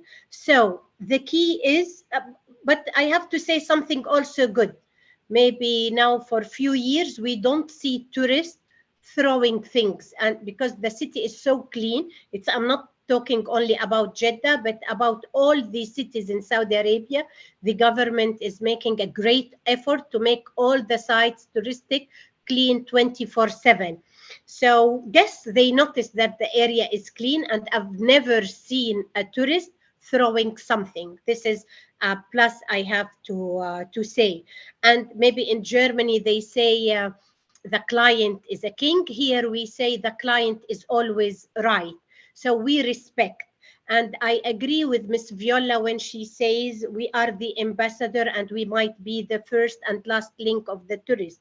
So as a solution, as a tourist guide, I have a responsibility in helping. I am not here as a teacher or as a mother to correct the behavior of the tourist, but we can help in giving the proper points and rules expected from the tourist. And something that also bothers me when people say you should do this and that, you should be like this and that.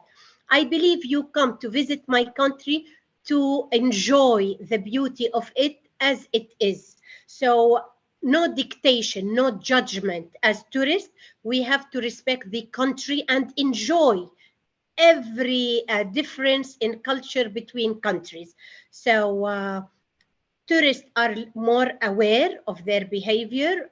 It's not like the last decade, and we are lucky because this will give us a better tourism networking. I won't add because my colleagues have said it all.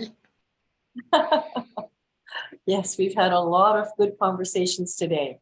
Thank you so much, Ms. Salima. And by the way, are there many more licensed female guides in Saudi Arabia now? Yes, yes. So I believe now we are 275 female in Saudi Arabia, and the number is increasing. And as tourist guide, we are more than 1,200. That's a remarkable growth. Good for you. That's Yes. fantastic. Yes. Thank you so much. So now, Thank you. last but not least, we're going to hear from Birgit Trauer, who we saw at the beginning. Our chairwoman today is going to tell us a little bit more about her thoughts on this topic of bad behavior. Thank you very much, Bea. And I'm just trying to gather my thoughts on all those amazing comments from so many perspectives. I've made notes galore, but to repeat them is not really the purpose.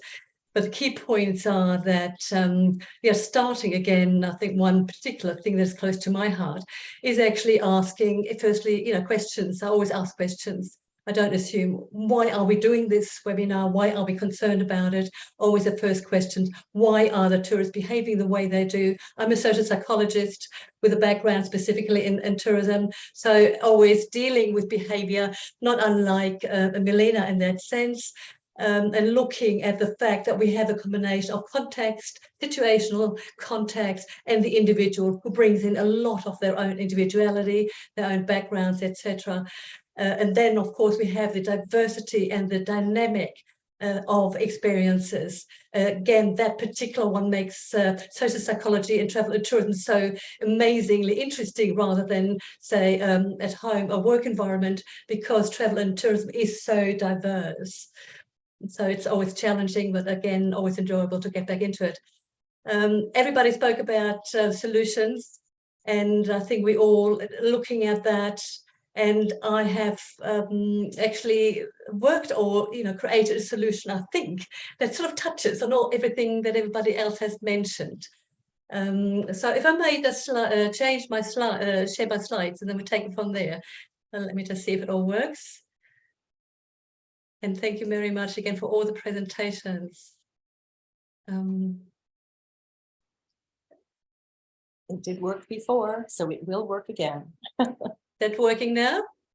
I don't see it yet. Oh, okay. Share screen. Okay, let me just try again. Share, okay. Now we are going, I think. Yeah, slideshow from the beginning. Whoops. So as you can see, I've got lots of things here. Oops. There we go, I think. Can you see it now? Yes. Perfect. Okay, great. All right. Let me just go make this a bit smaller. This is just my introduction slide. As you can see and as you can gather from my background, I also have an industry background like a few people here. And just to give you a background, my first job was with Air India way back in Sydney in sales and marketing and dealing with all the tourists coming into our office. And my colleagues, one was from India, one from Spain, and I was from Germany. We all had different languages to deal with the different tourists who came in. And then eventually I went and had a family and so forth.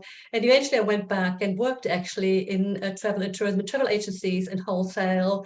As I also worked as a tour guide for German tourists coming to Australia at that point in time. And eventually also did consultancy for the Department of Heritage and Environment here in Queensland, in Australia. So that was my industry experience. And then eventually I did my PhD and ended up in academia. So I've become an educator in that sense. And I cannot deny that my purpose and my joy is actually sharing my thoughts and connecting with people, and yeah, see what we can do to actually grow and make the world more beautiful. So as you can see, this little tree says wrong way, right way, and so forth. We all have to make decisions. I've listened, and I've just put this little slide together to about behaviour. What I gather from all the comments is the mention of, you know, the strategies that we can implement to deal with bad tourist behaviour. And signs and fines came up. It always stands out, you know. We always have signs wherever we go, whether it's in the car, when we're driving on the roads, or whether actually we're travelling to various destinations. The other interventions are the ones through education, and I highlighted mine, as you can see, because I'm an education person. And then the soft interventions, which is what the politicians have done with the COVID. Some were more gentle, they gave out advice and so forth, and others put really strong rules and regulations into place. And of course, we then come to the behavioural engineering and design compliance perspective, which is also something that I know that Milena is very familiar with from the perspective of behavioural economics. So there are a diversity of tools that we can use to change tourist behaviour.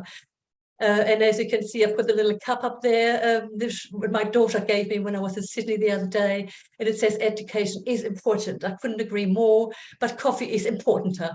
Well, it's a matter of perspective, isn't it? So with that in mind, I'd like to also again link to various comments that other people have made. And that again highlights the fact that we're talking about the cycle of travel experiences.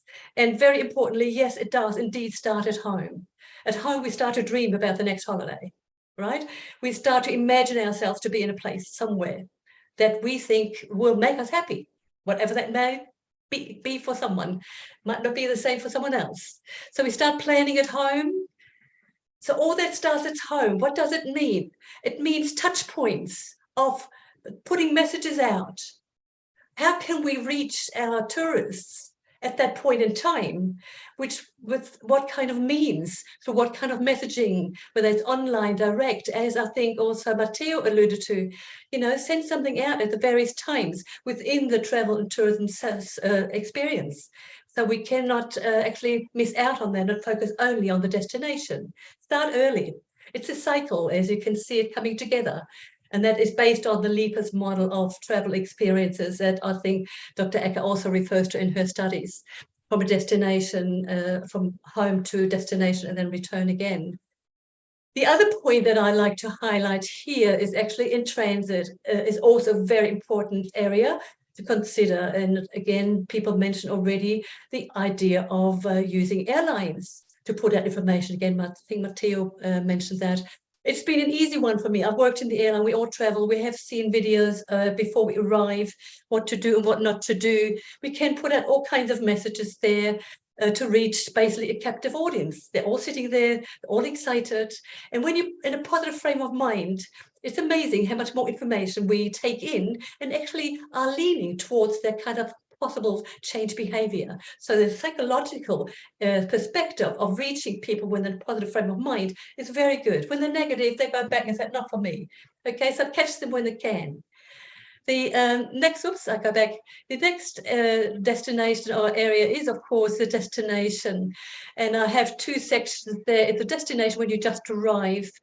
And, you know, you might go from the airport, you know, flying in, you get excited, and you might have had some information. And then you arrive at the destination, and you might do all sorts of experiences, activities. What about the hotel where you start? What about the taxis?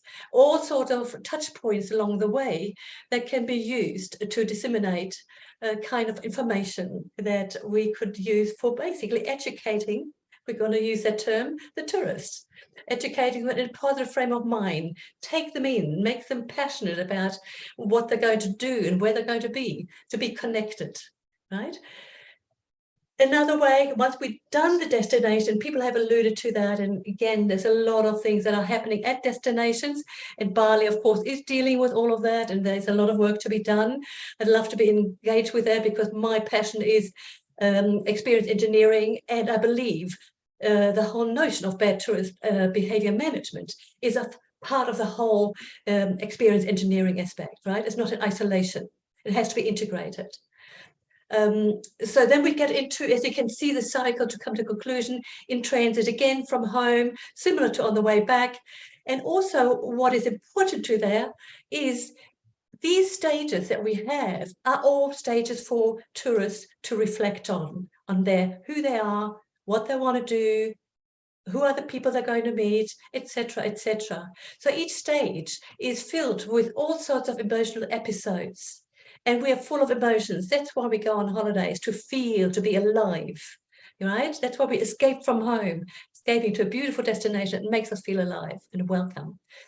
So again, that circle then comes to conclusion. When we get home, again, reflection is a point that I've noticed when I ask a lot of people, so can you tell me about your holiday? Oh, that's over and done with. I said, what about photographs? Oh, no, they're in the drawer. I'm just planning my next holiday. They haven't even thought about what they've learned or what they've seen or been. And a lot of people actually, if you're not aware, actually have, you call a culture shock coming back home again. And a lot of them have a temporary kind of depression after they come home from the holidays. They have not digested it. They only escaped and they come back to reality and don't really quite know how to take that learning possibly from their holidays into daily life. So the cycle of learning of the travel experience has to be taken into account when we are looking at solutions. With that understanding and what I learned over the years, as you can see, and some people do know, I have published a book.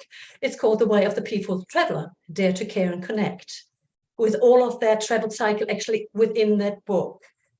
There's a lot of items in there. It's quite comprehensive, but it's actually a self-experience kind of book that anybody can pick up.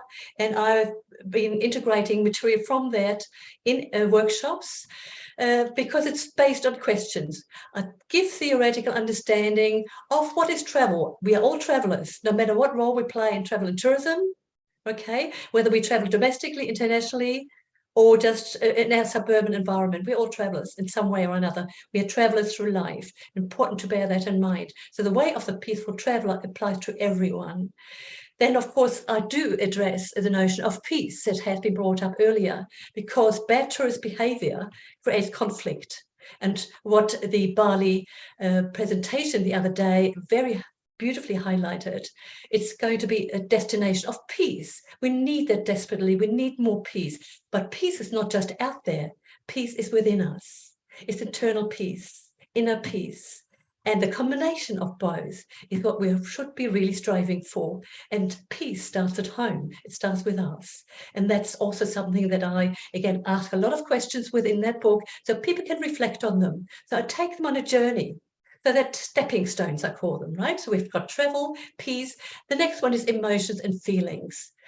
Emotions and feelings, if you are not aware, to teach and to educate people to do it on a rational perspective, we are missing the point, because as human beings, our emotions are so strong, they're so powerful. When we are excited or when we get fearful and so forth, the emotions come in and they override our rational thinking.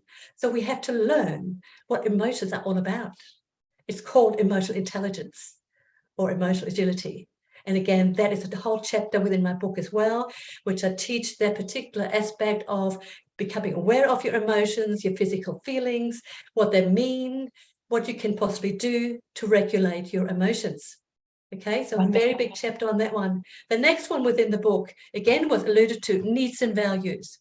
I put them after the emotions and feelings because within that chapter of needs and values, I say, how do you feel if your needs are not being met? So we have to know how to actually describe that with emotions, don't we? So I thought I'd give that, chapter first, and then we can dive into the whole notion of what are the needs that I have? What are the needs that the hosts have? Or the people that I meet along the way? We all have different needs. Theoretically, by Maslow's hierarchy of needs, we have the same underpinning needs, but the diversity and the mixture of that varies. And again, Milena made the point very, very nicely at the beginning.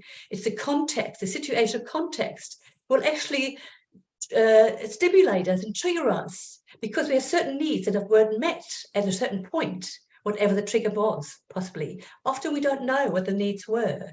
Worthwhile to dig into that one as well. Explore what kind of needs, why are we traveling? What is the purpose? What's the reason? What do we want to experience? What do we want to get from it when we get home? Not just to feel relaxed, but rejuvenated in body, mind, and soul, because that's how we travel. We have one Values. More Values, one more time, is a big one. Again, we have to learn to live by the proclaimed values that we all have. And a lot of people proclaim them but don't act on them. And that relates back to behavior when we travel to a destination. Tourism is then addressed specifically, and the culture particularly. One point I'd like to raise, there is a big chapter on culture. Cultural diversity quite often is related to a nationality. Research highly now indicates the cultural diversity is more so within countries than between countries because of our individual diversity that we have in ourselves. We experience different cultures, we're part of different cultures, not just a national culture. Just 1 minute, tourist behavior, living mindful is the last one. The wise mind I want to promote. That is the last one. And I will actually just leave you with this one, my quote that I like. The joy of travel is as much about the art of travel as it is about the art of living together. Thank you. Dr. Birgit Trauer, that sounds fantastic. And I'm going to get a hold of that book. Is it on Amazon? Sure is. It sure is. Great. Okay. Well, thank you. You know, one thing I just want to say is that some things have addressed people that are just rational thinking people. But there's a lot of people that are going out and doing things in a diabolical way, like spray painting over sacred monuments and that sort of thing. So perhaps there's another webinar in this topic. And I would certainly like to know how some of these initiatives are turning out, what kind of results they're having. But it seems like the world in general is becoming a more and more frustrated place, and people are acting out and wanting to have some kind of notoriety, whether it be positive or negative. So there's so many layers to this story. And I would like to thank all of the speakers today who have shared what they've shared. And for those of you that are watching, you can find all of their contact information, some of the PowerPoint presentations, everything on tourismwebinar.com. These webinars are archived and they're always available, so you can always have a look at them. I'd also like to thank Reza Sultani, who is arranging all of these. He's the one that finds the topics, finds the speakers and the experts, and thank you so much for putting it together. To all of the audience, thank you. It's available on YouTube, on Facebook, on tourismwebinar.com. We hope that this situation is alleviated over time, and I know that all of us in tourism are going to keep an eye on it. So thank you so much and have a wonderful day or evening. Thank you, Bea. Thank you so much. Bye-bye now. Are there any questions or remarks? Hi, Viola. I really enjoyed your perspectives. Good. And yes, greetings to Jeddah. Hope to visit next time. I'm in Dubai and come. Any questions or remarks? Yes, well, before we leave? I'd like to just say a couple of things. I've been involved with Lou D'Amour. I'm Julia Morton-Marr, and I ran the International Holistic Tourism Education Centre in Canada. And during that time, we planted the International School Peace Gardens everywhere. All sorts of countries have participated. And my thought is we have to start in the schools, because one of the things a peace garden in a school does is teach the children that they have to work for peace. They can take their tourism visitors, such as grandma and grandpa, into their garden and show them all the good things they've done. And that is a wonderful diversion therapy for so many people, because a peace garden is a place of conflict resolution for all sorts of things, including water and ecosystems. They can plant, there's lots to do. So if you want to contact me, I don't have a website anymore. I'm 81 this year. But Julia Morton Ma gets me on Facebook. And I'd be glad to talk to anyone about the results that have occurred around the world as a result of it. Bye for How do now. you spell your last name? I'd just like to make it, sorry. MORTON hyphen capital MARR, and Lou D'Amour was the best man at my wedding. And I was at the 1980, I came from Australia to the 1988, the first global conference on tourism as a vital force for peace. And I've been working on this around the world ever since. I'm now retired, but it never seems to go away. Can I just make one comment here, because the education in schools was raised. I tried to also introduce it into the university, in Zayed University, when I came back from London in 2016 from the big conferences where I met up with Lou. And unfortunately, there was no uptake from it there. And also the ambassador program, that is also part of IIPT, apart from the peace part, Yes.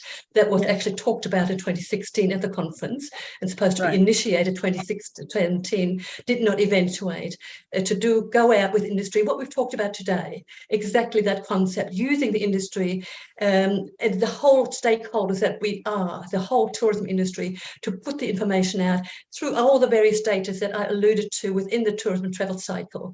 And you know, that idea is not a new one to me. I published a paper in 2002 at a conference in Hawaii, Leisure Education and the Mindful Tourist, was exactly suggesting the spectrum of exposure of education. And we just Bridget, need to get together and do that together. Bridget, I think you and I need to have a lot more time together, because I've done 20 odd years of research and I've not been paid for it. It's been my gift back to the world of education. I think we all need to work together and be proactive in this. Please, I look forward to that. Would you like me to put in my email? Yes, and I will actually made a note, and you can find my details also. Okay, that would on be that. good. Yeah, so we definitely can stay in contact. I loved your research. Thank you. My pleasure. It's very close to my heart. I put a lot of time into that over the years, so I can very see that. familiar with it. Good old Gmail. Okay. Yeah, lovely. So it's Any other ISPG. questions or remarks? Is it coming through, or is it? Any other questions or remarks? It's no longer coming through. I think, Bia, you've noted down her name and we can chase it up, and I'm sure we will. And you can find me on the website anyway. It is ihtecispg@gmail.com. It won't go through. Somebody's closed it down. That's okay. No problems at all. All right, Bridget. We'll find each other. You. Thank you, IIPT, everyone from Lou's Box and Dice. Yes, I spoke to him. At least I left a message for him the other day. I'm so glad you brought up the Credo of the Peaceful Traveler. I have managed to translate that into 5 or 6 different languages, if anyone's interested. Okay, bye for now. Enjoyed it. Bye-bye. Thank you. Bye. Bia, you made a great point. You know, I think as a social psychologist, as you can gather, you know, the behavior is unfortunately very prevalent in normal society. As I say, always tourism is a microcosm of society. We can't separate it. We have to look at that, what's happening there. Then we're looking at entitlement, we're looking at the issue of patriarchy, we're looking at the issue of narcissism, and all of that combined, and that's where the trend and research shows is going up and up, and we are disconnecting more and more. So the whole notion of educating people at various stages is very important, and that it's through bad tourist behavior, but it's only the icing on the cake. You know, Bridget, would you please stop sharing your screen? Oh, I didn't know it was still going. Okay, any other questions or remarks before we close? Again, I've lost the bottom bit. So I think we come to the end. And thank you so much, B. And thank you so much, Bridget. You have done a great job. You have worked really hard on this webinar. Thank you so much. And all Always other my pleasure. speakers here. So I think we say goodbye. Yes. Greetings you. to Jeddah and Bali you and so much. everywhere and Bye. Dubai. I'm from Toronto. Thank you. Bye. Thank you, Talib. Take good care of you. Take care. No, Finish. yes, Thank nice you. too, yes. Thank you, Sister Aber. Good luck in Jeddah. Yes. Thank you. Bye. Bye, Eka. Looking forward to seeing you in Bali very much. Lots to talk about. Thank you for you all in Bali. Thank you again. Give my regards to everyone in Bali. Here. Okay. Bye. Good night. Bye.